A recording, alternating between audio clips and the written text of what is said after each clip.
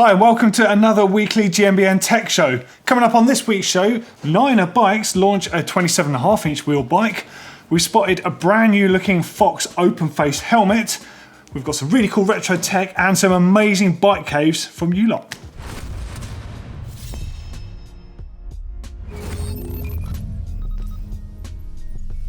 Now first up in news, we check out the new NS Bikes downhill bike. So this model is called the Fuzz, and it's previously existed in 26 and 27.5 inch models, although the previous models were clearly focused at free riding. So it's got a revised back end on there, slightly more linear to handle the way a downhill bike should, and of course it's a 29 inch wheel model, so check this out on the screen right now. I think you'll agree it's quite a neat looking bike. There's a lot going on. I think it's certainly going to be very strong and reliable, given it a history for making excellent quality bike park bikes. Now there's two sizes, there's a medium and there's a large, and the medium, the reach is 448 and the large is 472, and they're also plus minus 8mm of adjustment in them. I think they're quite generously sized bikes and I think it looks really good, and knowing NS Bikes, they're going to be great value too. Now next up is probably my favourite thing I've seen in the last few weeks. This is the new Niner bike. Now interestingly and rather confusingly, it's available in both 29 inch wheels and 27.5 inch wheels. Very confusing for a brand that's basically made its name on being a Niner brand exclusively. Now Kurt Voorhees has been riding with Niner bikes for some time now, and being the type of rider he is that he can literally do anything. Any skate park trick in the world, any dirt jump trick in the world, he is out there just doing it on trail bikes. So he's a really good rider. Now doing this on 29 inch wheels has got to be a bit of a hindrance. So you can see where he was going with probably trying to convince him to make this model in 27.5. So it's a dedicated chassis, it's not interchangeable wheel system. So there's a 27.5 and 29 inch wheel version, but the geometry remains the same between them. So I want them to have the same equivalent feel, just offering a different characteristic depending if you want that steamroller flat out 29er or if you want something that's a bit more agile and playful. Now the launch video is hilarious. It's got Kurt in the video, one of them being the high-paced trail rider and the other one being the bit more like Blake, I guess, jumps, skids, wheelies, bar spins. And I think this is the same sort of video that Blake would actually make. So I think it's really funny. This is it on screen now, and you get some great clips of him shredding in the way that Kurt classically does. Now the bike itself, they've got various different sizes, all the way up to, from a small up to a size XL on there. So out back it's got 140mm of travel, and they run it with a 150mm fork up front. Like I said, it's available in dedicated 29 and 27.5 inch wheel versions. It's obviously a smart idea. Not sure how I feel about this, given that Niner was so dedicated to producing 29 inch wheel bikes, but either way, it looks like a really good bike. I'd love to know what you guys think of Niner bikes having the alternative of a 29 or a 27.5 inch model. Personally, I find it quite confusing that they're doing this. I love 29 inch wheel bikes. I've always liked what Niner do, so I would pick the 29er. But what would you pick? 27.5 or 29? Let us know in those comments underneath. Now next up, I have spotted a new Fox helmet that has not been announced yet, and I'm sure some of the eagle-eyed amongst you have also spotted this too. Now Fox released a video a couple of days ago. It's been going around showing off their new clothing line, and the clothing looks great, but if you look at the helmets worn by the models on the more enduro focused range of clothing, you will see that, if I'm not mistaken, is a new open face helmet. It is not anything that currently exists in their range. It doesn't look like their ventilated full face helmet. It does look different around the ear design, so it's not a convertible version of that helmet. It's a brand new helmet, I think. Now you can see the lady here is wearing one in a sort of, it looks like an army green, sort of a khaki green and black. Looks really stylish. Definitely got Blake's name all over it, I think, in that colour. And the other one looks a bit more racy, I think, in the white and red. A bit more classic kind of Fox style. I think it looks really good, and knowing Fox, they do this sort of thing really well. Their full face helmets are excellent, so I have no doubt that this open face helmet will be fantastic for those wanting a bit more protection but that don't really like riding with a jaw guard on there. Also, just a little sneaky shot just on the right hand side of the screen, when the sort of montages are changing between bits of clothing, you can actually see a top view of the helmet and you can see the rider's face, so you're fully aware of how back the actual earpieces go on it. So I think it's pretty cool, and I'm really interested to see when this drops. Next up, Guy Martin is at it again with his proper cleaner range. This time it's with proper degreaser, so the same format. 10 quid gets you one of these pouches, which is biodegradable in itself. It's got two tablets on the inside, which you dunk one of these tablets into the provided bottle, 750ml bottle, and it provides you with 750ml of degreaser. The actual pouch itself is biodegradable and you're not paying to have water shipped around, so you just fill it up with your regular tap water. Love what they're doing. Nice, simple system. I had a look on Guy Martin's website because I wanted to find out a bit about the range of products, and I spotted a whole bunch of other cool accessories. He's got loads of hats and random stuff on there, but check this out. So he's doing recycled belts, wallets and a wash bag, all made of inner tubes, which are quite cool. Obviously they're using stuff that's already been used on bikes. I love the fact that each one is completely individual. It might have some tube patches on there, it might have some different markings or branding on there. Whatever you buy is going to be completely different to the next one. I just think it's a nice little range of products, and of course a bit more earth friendly, so what's not to like? Now this is a bit of a strange story, and actually I think it's quite interesting because you may well see some more riders following suit. Marko Fontana has been an XC elite racer for many years. He's one of the most stylish riders out there, well known for being extremely aggressive and able to ride certainly the rougher, more technical descents with absolute ease over a lot of the other riders. Now, he used to ride for Bianchi bikes, so he's a Red Bull athlete, and he's now hung up his XC racing wheels, and he's turning over to e-bikes, and he's going to turn into an e-bike ambassador, and he's going to be racing the E-Enduro World Series and the Italian E-Enduro Series over there. Now, bike-wise, he's going to be riding the Focus Sam e-bikes, but actually the thing that I wanted to look at was his choice of tyres. Now, I saw some pictures of him riding on the new Kenda e-bike specific tyres, so they're the e-bike casing versions of the Hellcat tyres.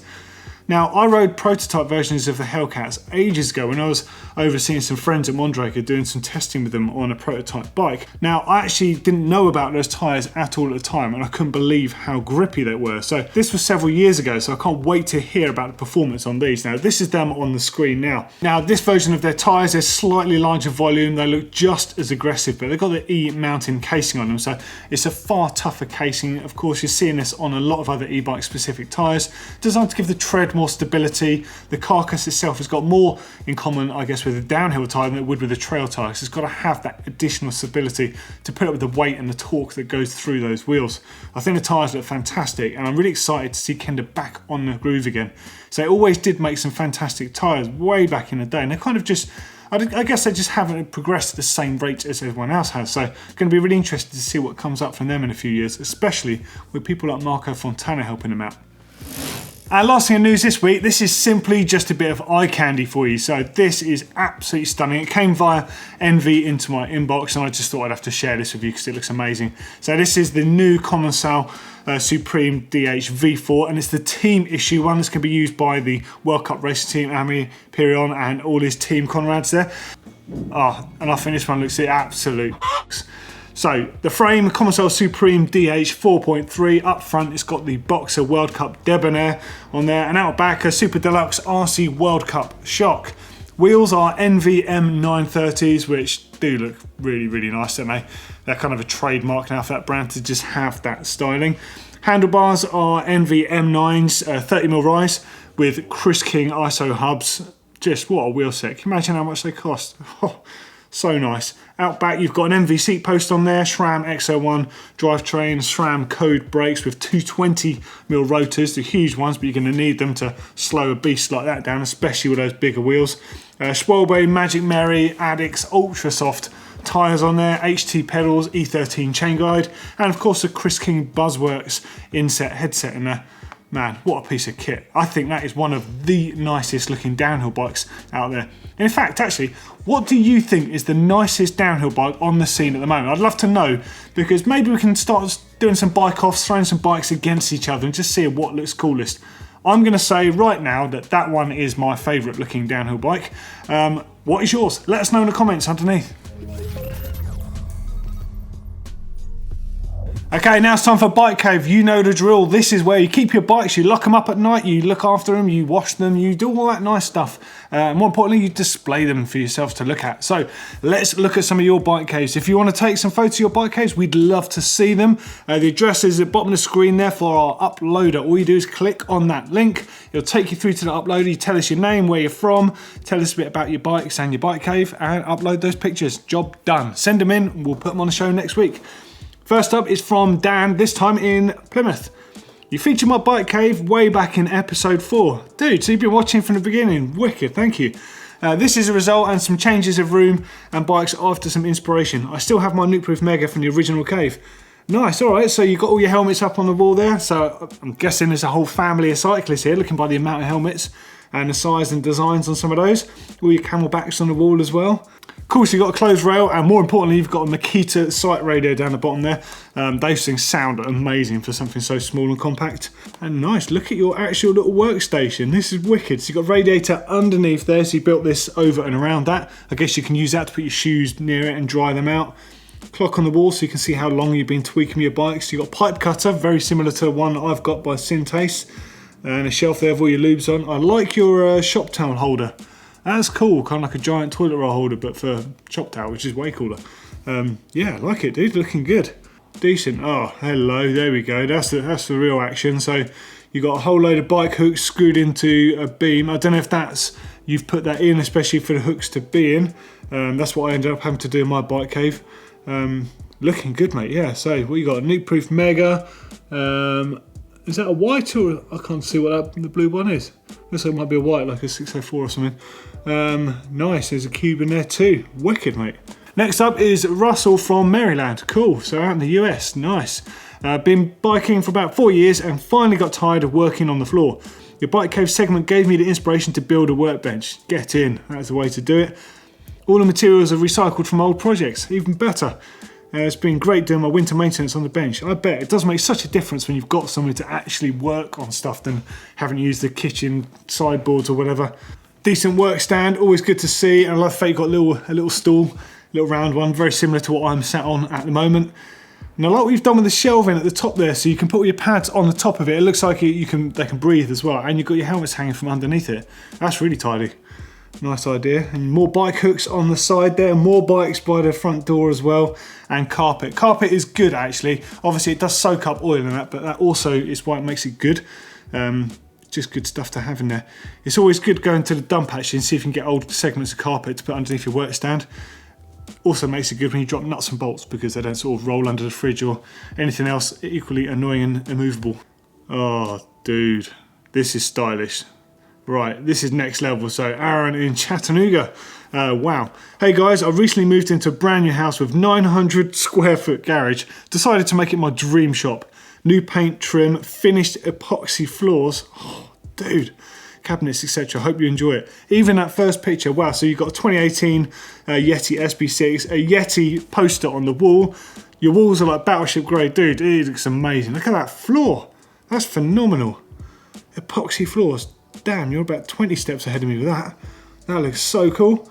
And even like where you got the hooks on the wall on the grey. Oh, dude, you've done the full colour coordination. I love it. I think that looks amazing. That's what everyone dreams of, really, isn't it? That's like the equivalent of having a double garage, but having a room dedicated for bikes, stuff like yours. That looks so good. Old kitchen cupboards on the wall, I guess, and you've got your tool chest with your Crank Brothers sticker on there. Oh man, look at it. I can't believe that floor, it looks phenomenal. And you've got video too, let's check that out.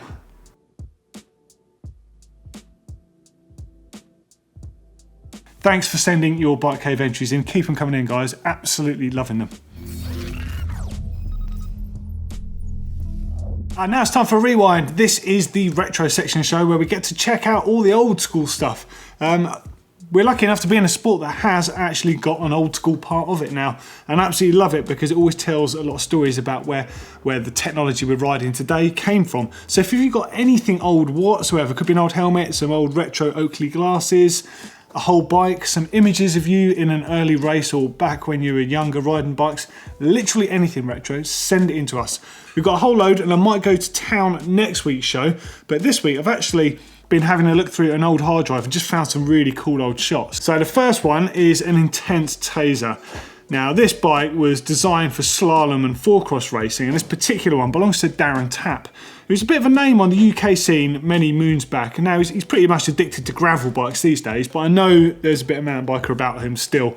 But this old bike, this is just amazing. I actually saw this a few years ago at Bike Park Wales.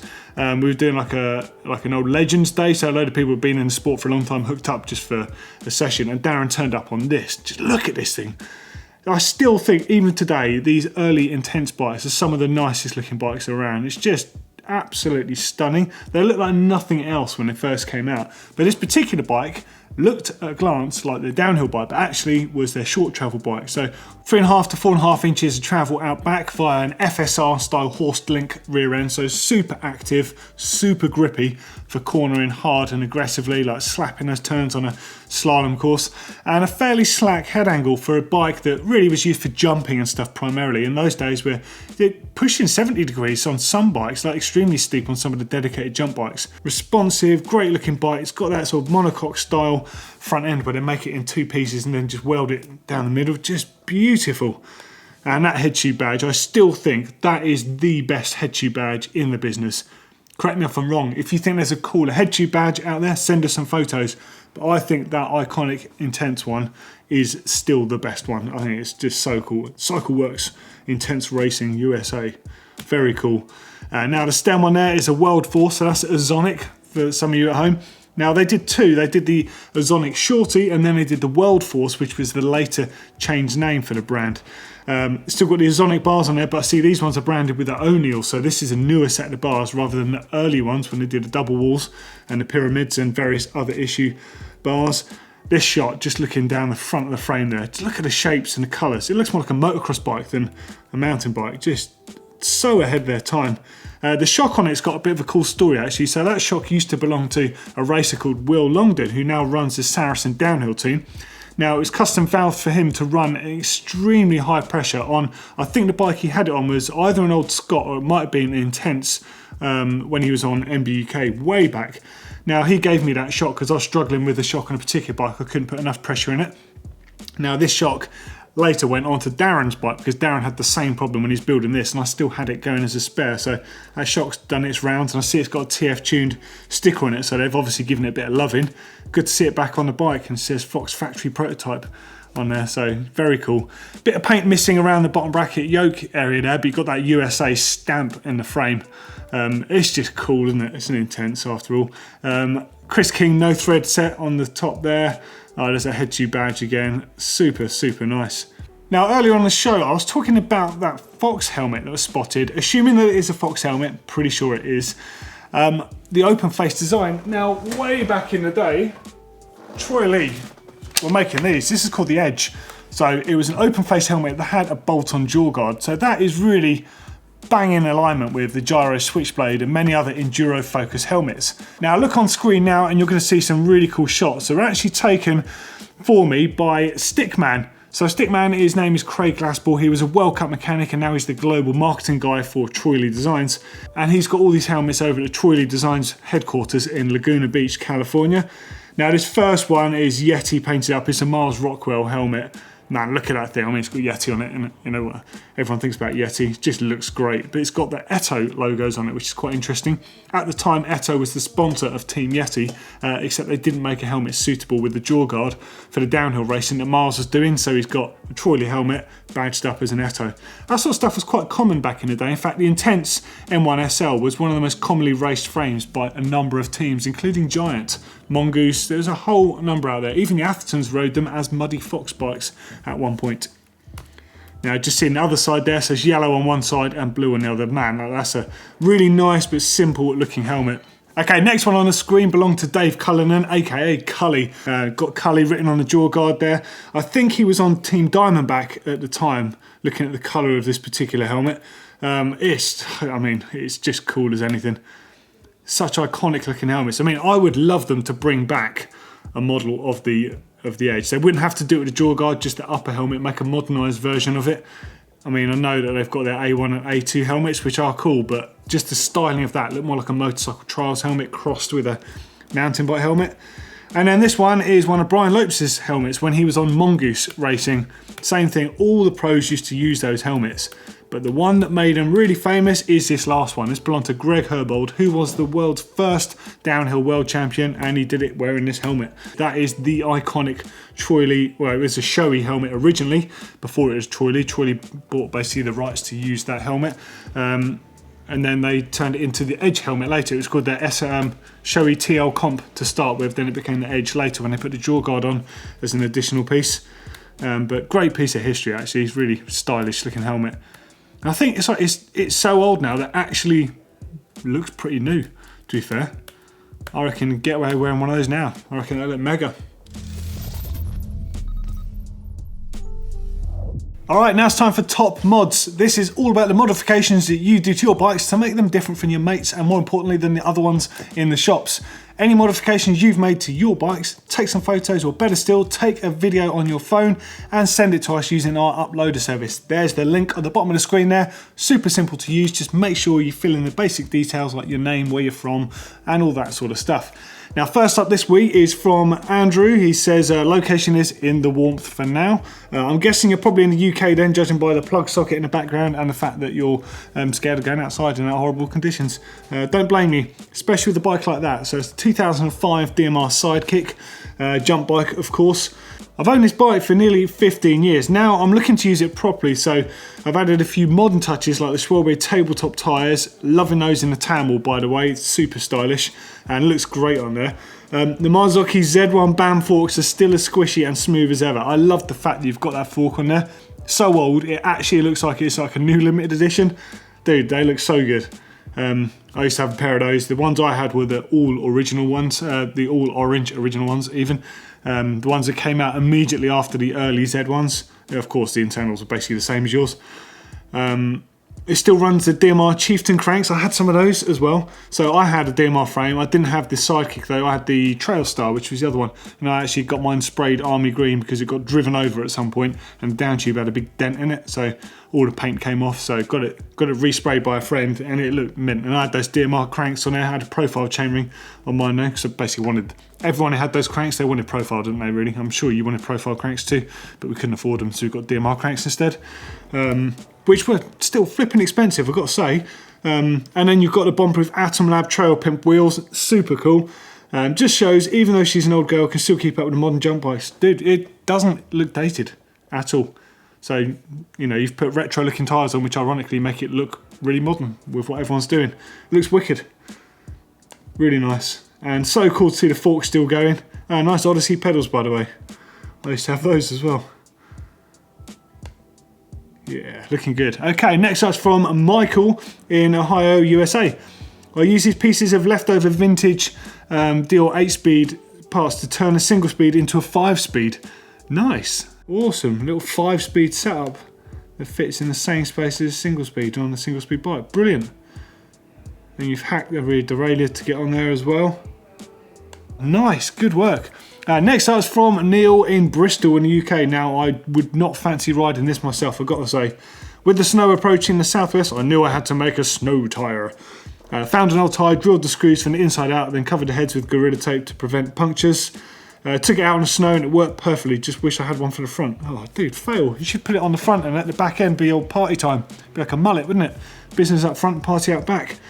But I'll tell you what, fair play, that must have taken you quite a while to do that, and it's a brave move to do one of those on the back, because if that catches your undercarriage, you're going to know about it. In fact, I know someone, a friend of mine called Rob Jarman, who used to be a stuntman and used to be a pro downhill racer and all sorts.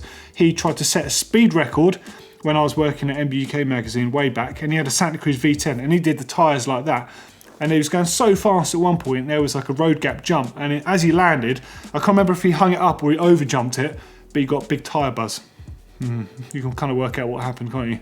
Let's just say it didn't go too well for him, and he's okay now.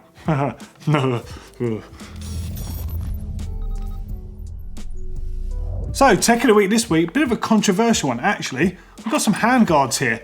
Now, I was looking at Sam Hill's bike. In fact, you can see a few shots of it on screen at a bike show recently, and he had handguards on there, and he also had a really cool custom, it was basically a mud hugger front mudguard with a big lump of plastic cut out of it for the drivetrain and wedged in on the back of his bike to basically stop the suspension pivots and that getting gunked up in race conditions. And he's got loads of sponsors graphics on it. It looked really, really moto, and I think if anyone else did it, it wouldn't look cool. It only looked cool in my opinion because it was Sam. The same with the handguards. I think they are so cool looking. I don't think I could ever get away with running them. However, I do think they have some serious benefits. If you live somewhere where you get a lot of overgrown bushes and stuff, they're going to be really good for not snagging your brake levers. If you like to run bare hands, they're really good for not getting thorns and stuff in your knuckles. And I'll definitely be trying them, but they are definitely a Marmite product, which is why I think they're cool. What do you guys think of handguards? What do you guys think of making your bike look like a motocross bike? Do you think it's a good thing? Should we be doing it? Should we not be doing it? I'd love to hear what you think. And also, let us know what you think of Sam Hill's bike. This one here, just again, a couple of shots of it on the screen for you. Let us know in those comments below. And yeah, let us know what you think of handguards. Okay, so that's the end of another weekly GMBN Tech Show. Hopefully you enjoyed the show. Let us know what you think of the content that was on there. What was your favourite bit of tech? What was your worst bit of tech? And more importantly, let us know about what you think about the handguards and all the moto-styled stuff. Personally, I think it looks amazing. I don't think I could pull it off though. Yeah, get involved in the comments below. If you want to see another cool video, have a look at my Pandora's box of weird stuff that I think you should all be considering having in your toolbox. Have a look at that down there. And as always, give us a huge thumbs up if you like GMBN Tech, and don't forget to share and subscribe.